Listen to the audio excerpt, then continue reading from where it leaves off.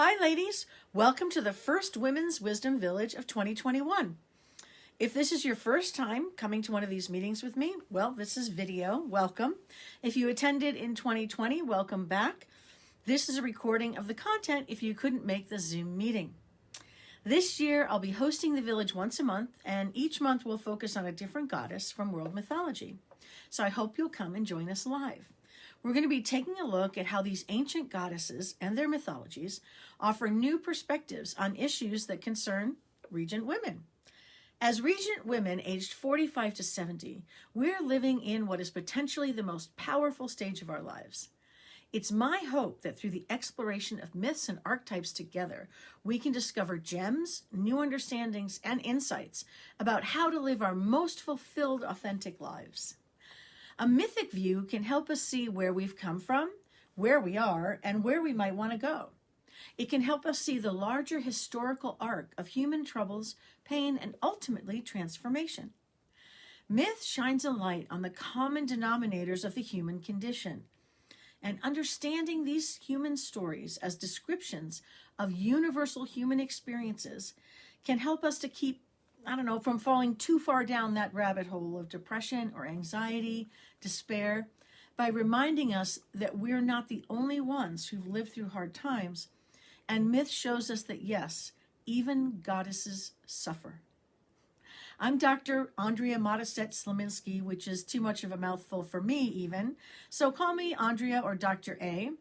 Whichever. I'm grateful you've decided to share your Thursday evening with me for this mini workshop, Howling at the Wolf Moon, Reclaiming Our Inner Wild Woman.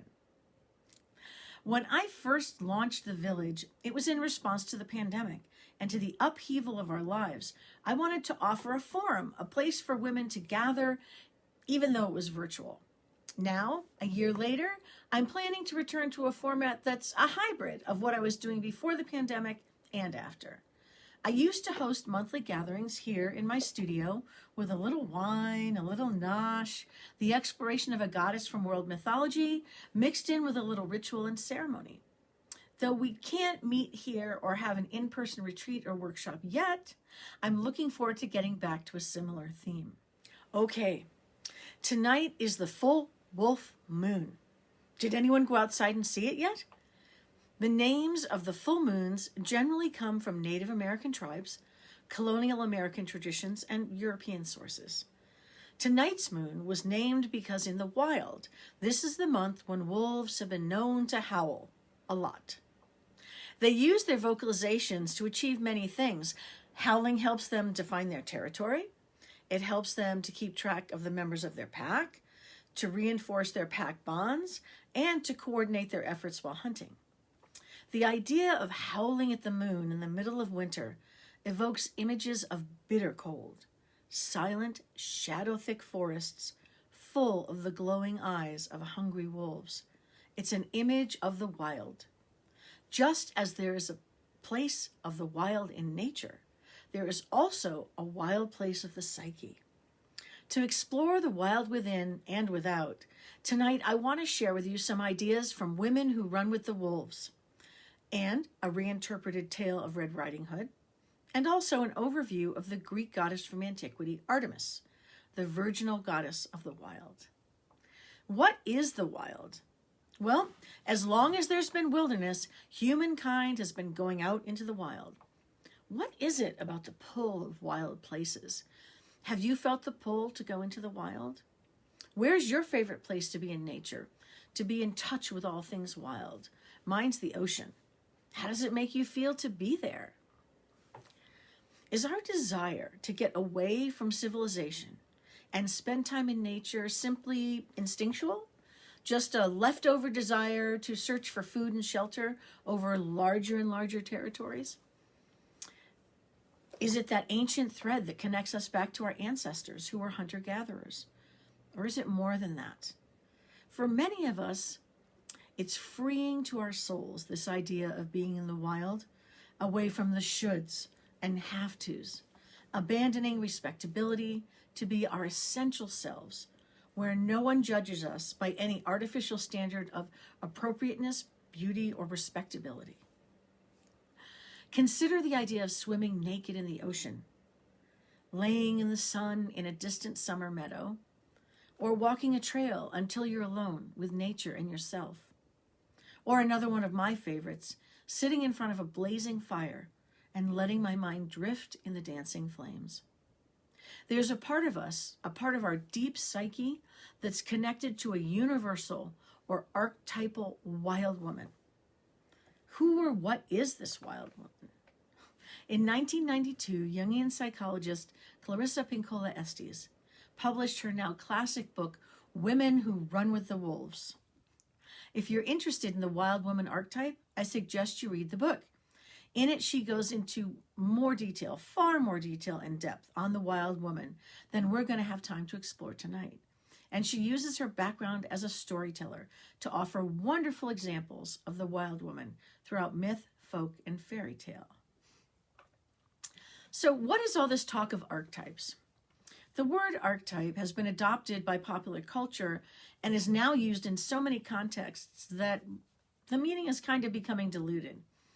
In terms of archetypal psychology, mythology, and my work with women, I found the best way to describe archetypes is, for example, if you hold a salt crystal in your hand and you look at it and then you see it under a microscope, you can see its crystalline structure.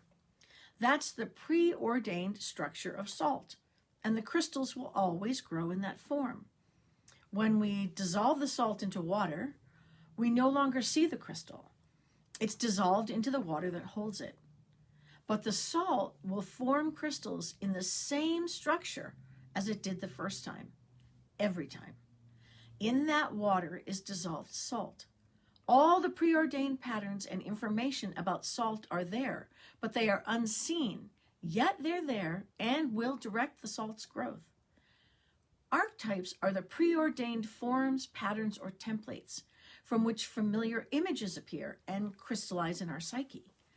These forms emerge from the archetypal ground as images, symbols, dreams, and cultural stories such as fairy and folk tales and myth.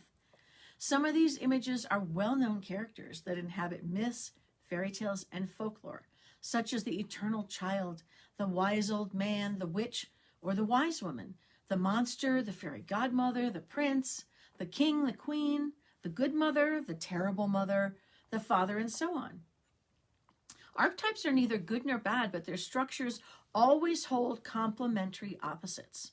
For example, the mother archetype has both good and bad mother potential. The terrible mother is imaged as the stepmother in Hansel and Gretel in the fairy tale, the mother who tells the father to abandon them in the woods, or as Cinderella's cruel stepmother, she's also an image of the bad mother. The power of the good mother can be seen in Cinderella's fairy godmother. So we can think of the wild woman archetype as the energetic container of all original matrilineal being. The energies and forms that are present within the archetype's potential are passed down and are the connective threads linking generations of women. It is the energetic ground of the eternal feminine. You could also think of it as the primordial generative energy field of the feminine, from which all goddesses and all female archetypal forms, images, and symbols are created and where they're stored. The wild woman is known by many names, but what she is not is the crazed, out of control, culturally diagnosed, hysterical woman. Yes, she's connected to life in all its dramatic struggles. Birth, death, and rebirth can all have varying shades of struggle and violence, but she's not what we would image as the mad woman who's lost her mind and her senses.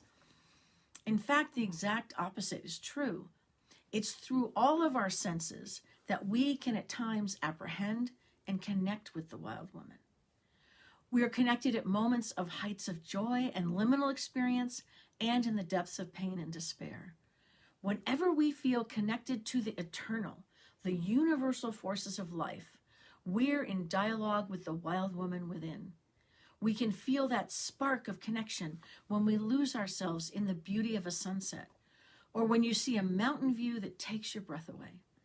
In the climactic moment of sexuality, in the birth of a child, or gazing into their eyes, glimpsing eternity while nursing that same child. When the smell of the earth steals our consciousness away while planting in the spring, or that indescribable scent of the ocean or the air after a fresh rain. We can also catch a glimpse of our connection to the wild woman within through other means. Sound can trigger that energy pulse, a cry, a howl, the wind in the trees, and music. Music can move our souls. We can feel our ancient lineage in the rhythm in drums, or in the rise and fall of a melody that cracks open your heart. The spoken word too, poetry and brilliant wordcraft, can trigger a deep resonance that reminds us of our eternal essential root, our origin, and our home. The creation and experience of art, of being in flow with the universe, in the expression of life, is also a way back in, a memory, and a living link to the wild woman. The wild woman is the ancient ground of the universal feminine, the energy field that exists behind the mythological great goddesses, behind the generative nature of creation. She is the womb of the archetypal feminine. She includes the instinctual, but she is more than that, much more. Connecting to that liminal spark within us always leaves us wanting more. Being out of touch with our wild woman can create a sense of longing. The realization that we've given too little time to one's own inner fire, to our creative drives, or if we've been too long engaged in the mundane, to the detriment of the mystical fires within. That can send us in search of her. Feeling this elemental loss, born for too long, can send us searching, running wild, so to speak, looking for change, searching for what is missing in our lives, searching for the spark that makes us feel alive and connected to the universal within. The loss of connection with this part of the female psyche leaves a woman without her natural instincts. Her understanding of her natural life cycles is lost, cut off, drowned in our culture, or overwhelmed and controlled by the ego and the intellect. This is a list of some of the feelings that women experience, which indicate a loss of connection to her wild woman, her deep instinctual psyche. These include feeling extraordinarily dry, fatigued, depressed, confused, muzzled, lacking inspiration, weak, frightened, without meaning, chronically angry, volatile, stuck, crazed, powerless, blocked, unable to make decisions for oneself, or unable to set limits. We can also experience feelings of powerlessness, living outside of our tempo or rhythm, or being drawn too far into work, intellectual pursuits, or domesticity, thus ignoring the void left by the missing instinctual connection. The lack of connection to the wild woman crosses over into fear. Fear to be alone, to seek help, to be imperfect, to fight back, to try new things, to stand up, to speak up, to act, and to be oneself. If we feel dry and disconnected, how do we find our way back or even establish a new connection with our wild woman? How do we develop this relationship so that we can have access to our inner oracle, our internal watcher, our heightened intuition, our inner listener and guide, our wise and knowing nature, and source of inspiration and creativity? The path to retrieving our relationship with the wild woman can be elusive. We can catch a glimpse of her that evaporates like fog in the sun if we try to name, restrict, or limit her, because she is so vast. One of the ways to approach the wild woman within is through stories, myths, and tales.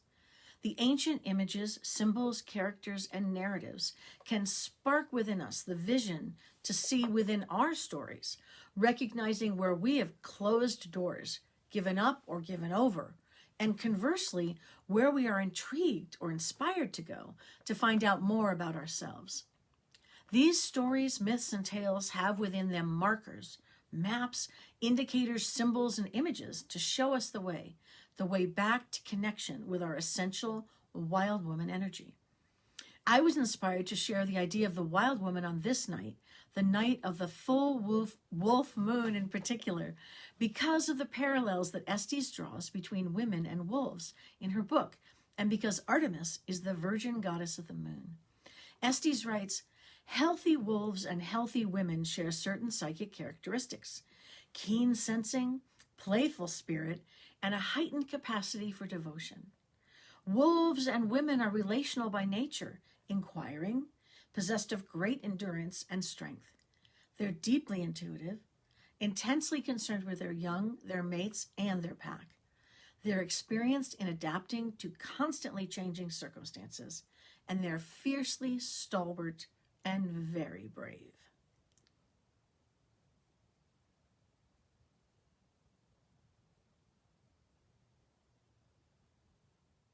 Regarding Artemis, the Greek goddess, she is the wild, fierce, virginal, and one-in-herself goddess. What I mean by this is she's not married, nor does she have a lover. Her power and her dominion is not defined by relationship to others, not as Zeus's daughter, not as Apollo's sister, but she is independent in her domain and her power. In ancient art, she appears in two forms: the lithe young virgin and the oversized maternal woman. Her statue at her temple at Ephesus is covered what are thought to be either breasts, honeycombs, or the scrota of castrated male attendants. We cannot be sure which they are, but both images, the lithe young woman and the maternal woman, are connected to birth and fertility.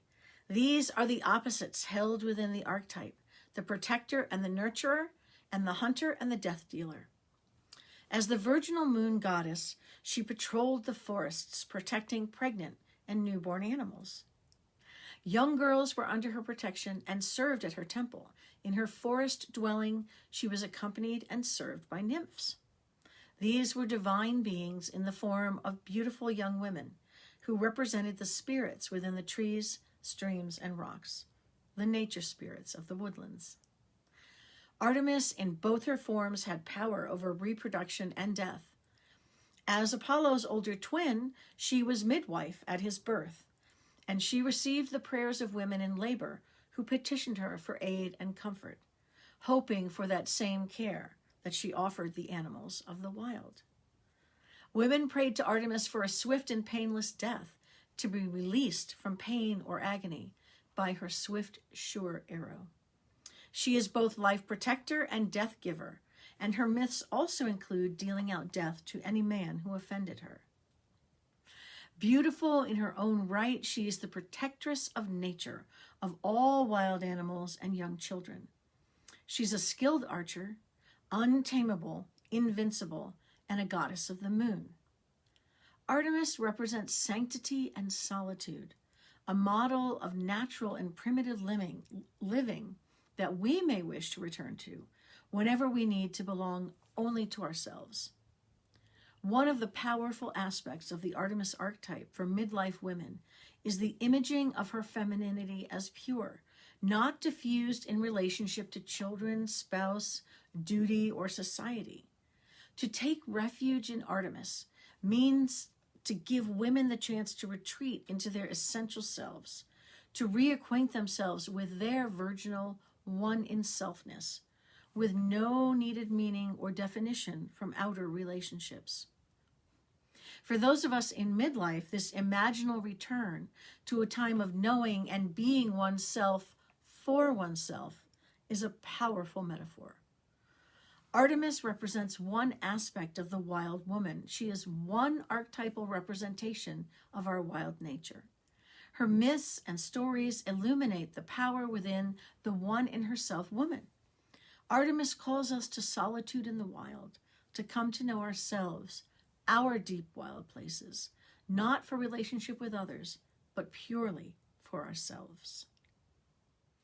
Having explored the wild woman and one of her archetypes in Artemis, I want to share two tales with you that reflect this rewilding within. The first is a tale from Women Who Run with the Wolves called La Loba, or the Wolf Woman. And the second is an excerpt from the rewritten Red Riding Hood fairy tale titled In the Company of Wolves by Angela Carter. Both of these stories offer, through the language of psyche, namely image, symbolism, and metaphor, an opportunity to engage with and recover aspects of the wild woman. La Loba. This is the story of an old wise woman who lives in a place that few, if any, have ever seen, deep in a cave in the mountains. She is old, fat, hairy, and likely toothless. She cackles, howls, and makes animal noises as she combs the deserts and mountains near her cave, looking for animal bones. She collects them. She collects them all and brings them to her cave, taking a particular interest in the bones of wolves. She collects wolf bones until she has the entire skeleton of the wolf assembled, laid out like pieces of a puzzle on the floor of the cave before her. Then she sits by her fire and considers what song to sing. When she has decided what song is right, she stands over the bones with her arms held high in the firelight and sings. When she sings, the bones join together and the flesh begins to form on them. As she continues to sing, the wolf comes into being with its curled tail and shaggy coat. She sings more and breath enters the wolf. She keeps singing deeper and stronger until the desert floor and the mountains shake and the wolf opens its eyes. It jumps up and runs out of the cave into the night. At some point while running through the canyons, the wolf is touched by moonlight or crosses a magical river or by sheer force of its speed. Who can say where the magic resides? And the wolf transforms into a laughing woman running free. She disappears over the horizon. If you are wandering, lost and tired in the desert while the light is fading, if you are lucky, La Loba may take a liking to you and show you something of your deep soul. The image of dry bones in the story being collected is a powerful one. I imagine most women at some time or another have experienced one or more events or states of mind from a long list of indicators symbolizing the separation from our wild woman energies. How do we know if we've lost this essential connection? In midlife, as I said before, when we feel extraordinarily dry, fatigued, depressed, confused, muzzled, lacking inspiration, weak or frightened, without meaning, chronically angry, volatile, blocked, unable to make decisions, we've lost touch with our wild woman. If we're living with feelings of powerlessness, if we're living outside of our own life tempo or rhythm, being drawn too far into work, intellectual pursuits, or domesticity. If we ignore that void left by the missing instinctual connection, we've lost touch with our wild woman. Where have you left your old bones? Where scattered in the desert are the dry bones of your vitality that La Loba will have to gather and sing the wild flesh back onto your bones? Now I want to read you a brief section from In the Company of Wolves. The tale is too long to read here in its entirety, but I want to share the excerpt where the young girl goes through a divestiture. She sheds one thing after another that represent the power of what she has been taught about herself, the forest, wolves, danger, and the lessons, admonitions, shoulds, and shouldn'ts from cultural expectations that include shame and fear, all which we are programmed to acquiesce to, all which keep us apart from our wild and instinctual nature. She retrieves her power from the wild woman within when she taps into her wild nature. She knows he cannot harm her and that in fact she is now in charge and will tame him. So now In the Company of Wolves.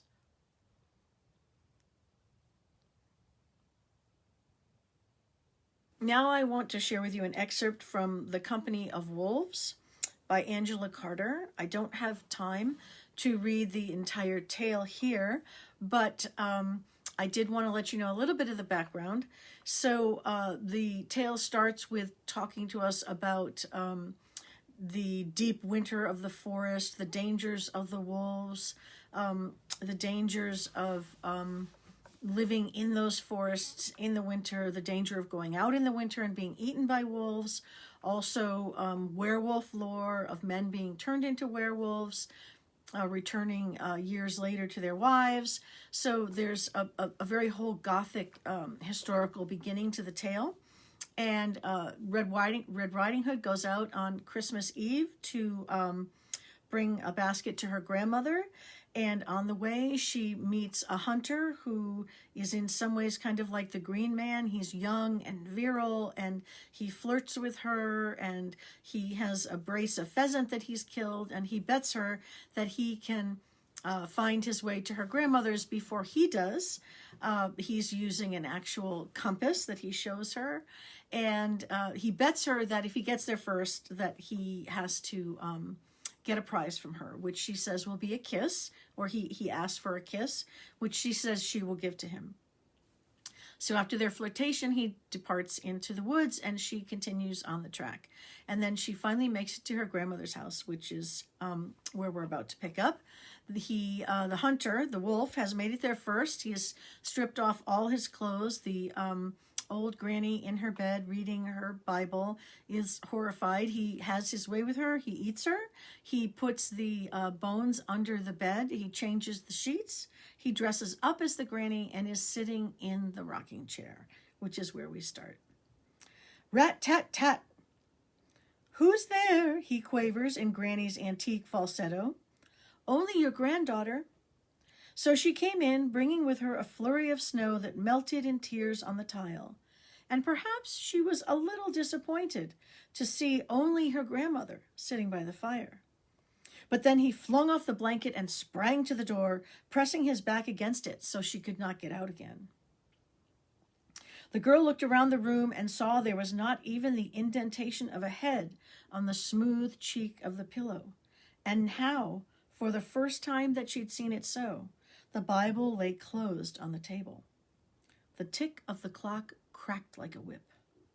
She wanted her knife from the basket, but she did not dare reach for it because his eyes were fixed upon her. Huge eyes that now seemed to shine with a unique interior light. Eyes the size of saucers, saucers full of Greek fire, diabolic phosphorescence. What big eyes you have! All the better to see you with. No trace at all of the old woman except for a tuft of white hair that had caught on the bark of an unburned log. When the girl saw that, she knew she was in danger of death. Where's my grandmother? There's nobody here but we two, my darling. Now a great howling rose up all around them, near, very near, as close as the kitchen garden. The howling of a multitude of wolves. She knew the worst wolves are hairy on the inside, and she shivered. In spite of the scarlet shawl she pulled more closely round herself, as if it could protect her, although it was as red as the blood she must spill. Who has come to sing us carols? She said. Those are the voices of my brothers, darling. I love the company of wolves. Look out the window and you'll see them. Snow half-caked the lattice, and she opened it to look into the garden. It was a white night of moon and snow. The blizzard whirled round the gaunt gray beasts who squatted on their haunches among the rows of winter cabbage, pointing their sharp snouts to the moon and howling as if their hearts would break. 10 wolves, 20 wolves, so many wolves she could not count them, howling in concert as if demented or deranged. Their eyes reflected the light from the kitchen and shone like 100 candles. It's very cold, poor things, she said. No wonder they howl so. She closed the window on the wolves' threnody and took off her scarlet shawl, the color of poppies, the color of sacrifices, the color of her menses. Since her fear did her no good, she ceased to be afraid. What shall I do with my shawl? Throw it on the fire, dear one. You won't need it again. She bundled up her shawl and threw it on the blaze, which instantly consumed it. Then she drew her blouse over her head. Her small breasts gleamed as if the snow had invaded the room. What shall I do with my blouse? Into the fire with it too, my pet. The thin muslin went flaring up the chimney like a magic bird, and now off came her skirt, her woolen stockings, her shoes, and on to the fire they went too, and were gone for good. The firelight shone through the edges of her skin, Now she was clothed only in her untouched integument of flesh. This dazzling, naked, she combed out her hair with her fingers. Her hair looked white as the snow outside. Then went directly to the man with the red eyes, in whose unkempt mane the lice moved. She stood up on tiptoe and unbuttoned the collar of his shirt. What big arms you have! All the better to hug you with. Every wolf in the world now howled a prothalamion outside the window as she freely gave the kiss she owed him. What big teeth you have! She saw how his jaw began to slather, and the room was full of the clamor of the forest Leibstud, but the wise child never flinched, even when he answered, "All the better to eat you with." The girl burst out laughing. She knew she was nobody's meat. She laughed at him full in the face. She ripped off his shirt for him and flung it onto the fire, in the fiery wake of her own discarded clothing. The flames danced like dead souls on Walpurgisnacht, and the old bones under the bed set up a terrible chattering, but she did not pay them any heed. Carnivore incarnate, only immaculate flesh appeases him. She will lay his fearful head on her lap, and she will pick out the lice from his pelt, and perhaps she will put the lice into her mouth and eat them, as he will bid her, as she would do in a savage marriage ceremony. The blizzard will die down. The blizzard died down, leaving the mountains as randomly covered with snow as if a blind woman had thrown a sheet over them. The upper branches of the forest pines limed, creaking, swollen with the fall. Snowlight, moonlight, a confusion of paw prints. All silent, all still. Midnight, and the clock strikes. It is Christmas Day, the werewolf's birthday. The door of the solstice stands wide open. Let them all sink through. See? Sweet and sound she sleeps in Granny's bed, between the paws of the tender wolf.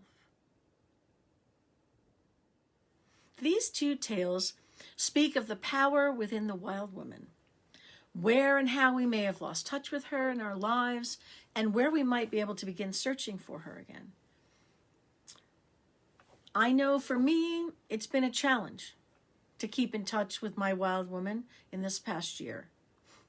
I felt many of the things in that long list of symptoms: dry, stuck, lost, living in a rhythm definitely not my own, angry, sometimes just feeling depressed. How have you been feeling? Have you found ways to keep in touch with that part of yourself, that essential, wild one in yourselfness? Thinking about La Loba, can you think of something in yourself from the domain of the wild woman in your life that you've let wither and die, either recently or over the years? Where will you have to go looking for those bones to collect them and sing the flesh back onto them? Thinking about in the company of wolves, what pressures from our culture have you felt in big or small ways? Can you think of what your own divestiture might look like? Little Red was divested of her clothes, and the more divested of her clothes she became, outside of her culture, outside of expectations, the more power she gained. And she was able to control the situation through going with her instincts. Can you think of ways to find that wild woman within you and embrace her in these dark times? Feel free to reach out to me at info@drandreasleminski.com with comments or questions, and I hope to see you in the Women's Wisdom Village next time.